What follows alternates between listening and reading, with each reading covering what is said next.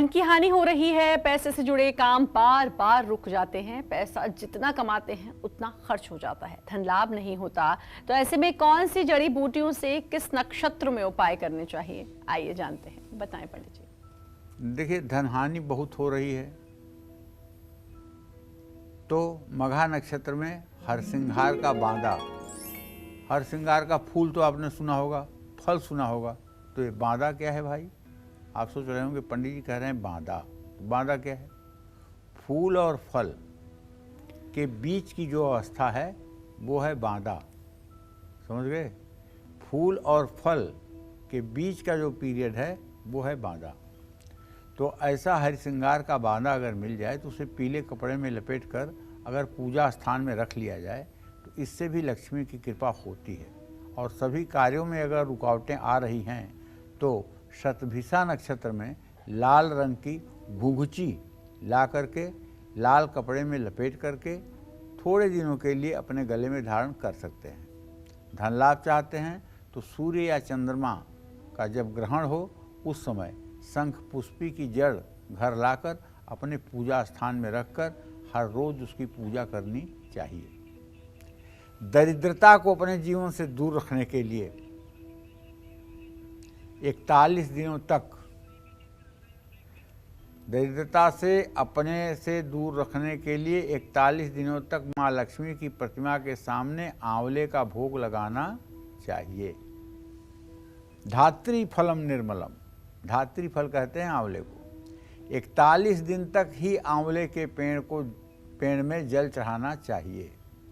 और वैसे तो अक्षय नवमी का दिन सबसे सर्वोत्तम माना जाता है, लेकिन अगर वैसे भी नवमी तिथि के दिन आंवले के पेड़ के नीचे बैठ करके और आप महालक्ष्मी की उपासना करें तो निश्चित रूप से दरिद्रता सद्यः दूर होती है, इसमें कोई दो राय नहीं है। और जो लोग आंवले का पेड़ लगाते हैं, जिन लोगों का लगाया हुआ आंवले का पेड़ फल देता है, उन्हें तो कभी आर्थिक नुकसान या आर्थिक अभाव होता ही नहीं है।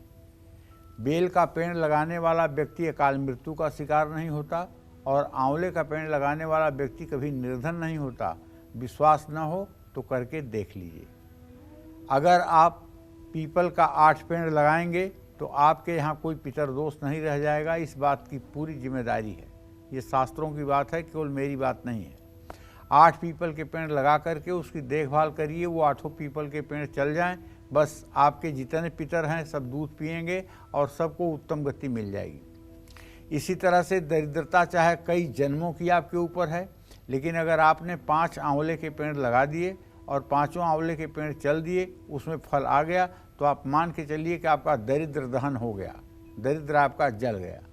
इसी तरह से अगर बीमारी और अकाल मृत्यु का भय है, घर में अकाल मृत्यु हो रही है, तो ऐसे लोगों को चाहिए कि 11 बेलपत्र के पेड़, 11 बेलपत्र के पेड़ ऐसे जगह पर लगाएं जहां लोगों की पहुंच अच्छी से हो, और लगा करके उसमें जल दें ताकि वो पेड़ चल जाए। निश्चित रूप से अकाल मृत्यु का भय और गंभीर बीमारियों का भय सदा सर्वदा के लिए नष्ट हो जाएगा, इसमें कोई दो राय नहीं है। ये वनस्पतियाँ इतना सब कुछ करने में सामर्थ्यवान हैं। अगर आपको वनस्पतियों की ताकत न मालूम हो तो कभी आप पीपल के पेड़ को नुकसान करके देखिए। अगर 1 हफ्ते में आप ना भुक्तभोगी हो जाएं तो आप बताइएगा। तो कहने का मतलब ये है कि ये केवल एक कहावत नहीं है, यह केवल एक बहाना नहीं है, यह केवल एक बात करने का तरीका नहीं है, बल्कि इसमें हकीकत है, इसमें ताकत है। इसको आजमाया है लोगों ने, और जिन्होंने इसके साथ हठधर्मिता दिखाई है वो आज भी सबक लेकर के और इस नाम से सिहर जाते हैं। तो वनस्पतियों से हमारी किस्मत को बहुत ही बदला जा सकता है, बशर्ते हम अपने सभी दर्शकों से कहते हैं कि भाई घर से ऋण, रोग और दरिद्रता दूर हो जाए, इससे सुंदर क्या होगा। तो क्यों नहीं आप बेल के पेड़, आंवले के पेड़ और पीपल के पेड़ क्यों नहीं लगाते? लगाना चाहिए। जीवन धन्य तो हो जाएगा, इसमें कोई दो राय नहीं है। ये सब चीज़ें करनी चाहिए। जय माँ विंध्यवासिनी।